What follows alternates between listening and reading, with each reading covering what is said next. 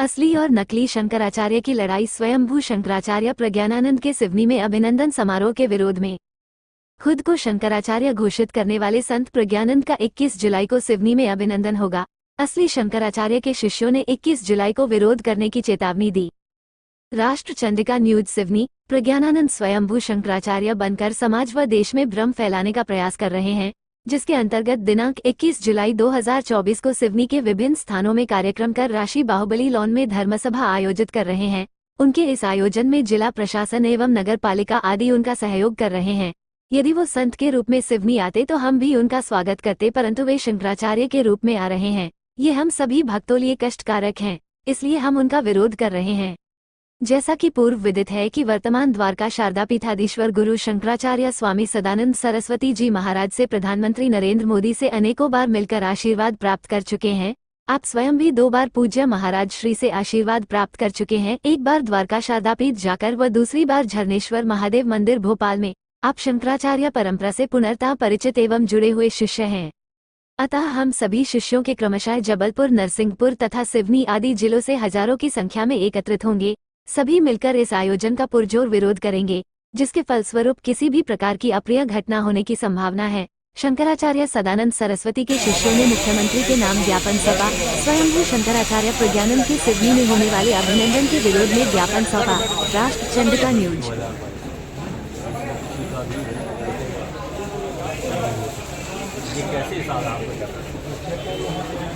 मुख्यतः ये है कि प्रज्ञानानंद सरस्वती अपने आप को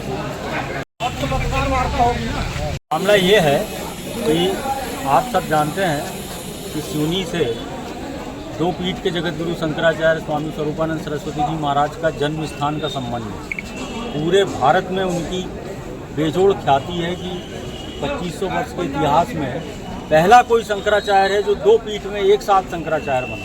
ये सिवनी का सबसे बड़ा आज तक का गौरव है और था और रहेगा। इस गौरव को सिवनी का ही एक व्यक्ति कलंकित करने लगा।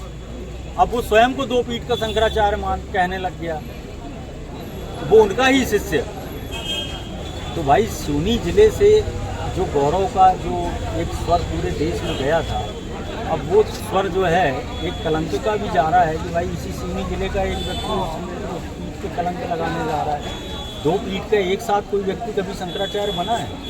स्वयं हमारे पूज्य गुरुदेव पहले जो 2 पीठ के शंकराचार्य बने थे, वो सन 73 में पहले ज्योतिष पीठ के बने थे, 82 में द्वारका के बने थे। ऐसी परिस्थितियां बन गई थी कि उनको 2 पीठ संभालना पड़ा, लेकिन उन्होंने पूरी योग्यता से 2 पीठें संभाली और इसका लोहा पूरे भारत ने माना। अब उसके खिलाफ सिवनी के ही उनके एक शिष्य जो अपने को प्रज्ञानानंद सरस्वती कह रहे हैं, सरस्वती टाइटल भी उन्होंने मनमाना लगा लिया। उनको महाराज जी ने गिरीनामा संन्यास दिया था, क्योंकि अनौपचारिक था, औपचारिक नहीं था। उनको आचार्य महामंडलेश्वर बनाना था, इसलिए गिरीनामा बना दिया था। इन सब की अनदेखी करके और जो मन में आ रहा है वैसा आप टाइटल लगा के घूम रहे हो, तो भाई ये कलंक हम सिवनी से नहीं उठने देंगे। उनको चेतावनी देने यहाँ पे एक प्रतिनिधिमंडल आया है।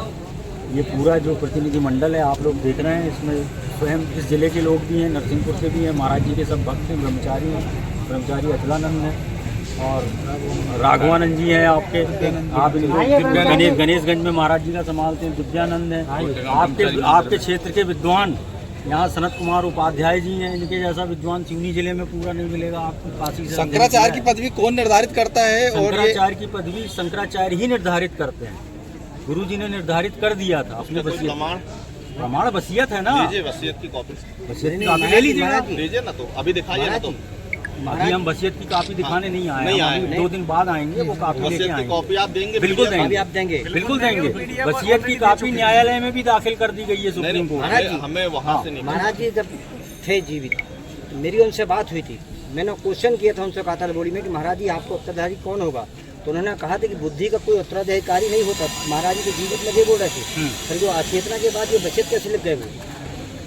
आप क्या है, महाराज जी के गुरु हैं कि आपको बताएंगे कि हम क्या करने जा रहे हैं? उन्होंने आपने कैसे बताया?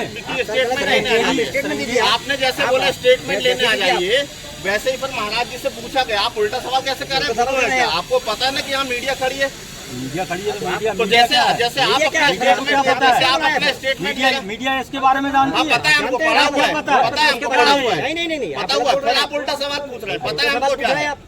फिर आप सर्वज्ञ हो क्या? आपको स्टेटमेंट देना आप अपना। क्या महाराज जी ने अपने समकक्ष से बताया जाता है नहीं तो कौन आप उत्तराधिकारी- उंगली सुनो दिखा के तो। क्यों बात कर रहे हैं? शंकराचार्य भारतीय तीर्थ को महाराज जी ने कहा था श्रृंगेरी के शंकराचार्य को कि मेरा उत्तराधिकारी वही कौन है? महाराज जी ने बोला था नारायण स्वामी के मामले में मेरी हकता खुद उसमें कि एक शंकराचार्य श्रृंगेरी के भारतीय तीर्थ से पूछिए जाके। अरे 84 हो गए आप। से पूछे फिर आप जो आए हम हैं बता रहे हैं तो विश्वास कीजिए ना। नहीं तो प्रति प्रश्न तो करेंगे ना उस पर। तो बिल्कुल कीजिए ना प्रश्न, लेकिन तो आप आपने कैसे बोल दिया कि आप गुरु हैं क्या उनके? आप- नहीं तो और क्या? नहीं नहीं, हम लोग ऐसा क्या आपने बोल संतुष्ट होना चाहते हैं ना, ऐसा आपने सर, बोल तो सकते। आप इसको प्रमाण नहीं मान सकते कि आपके सामने महाराज जी ने क्यों उत्तराधिकारी नहीं मानेंगे बताया प्रमाण? तो कोई क्यों नहीं मानेंगे मतलब प्रमाण? है ही आपकी नहीं। बचत क्यों कैसे नहीं मानेंगे? मानेंगे प्रमाण? फिर भाई बस वो अपने आपकी बराबर- बचत कैसे मानेंगे लोग, ये बताइए आप। बसियत हम नहीं मान रहे हैं, सुनो तो, आप लोग कैसे मानेंगे? सुनोगे कि नहीं? आप तो हाँ आप ऐसा बोलो ना। श्रृंगेरी के शंकराचार्य अभी जिंदा है, मरे जिंदा नहीं है, हैं।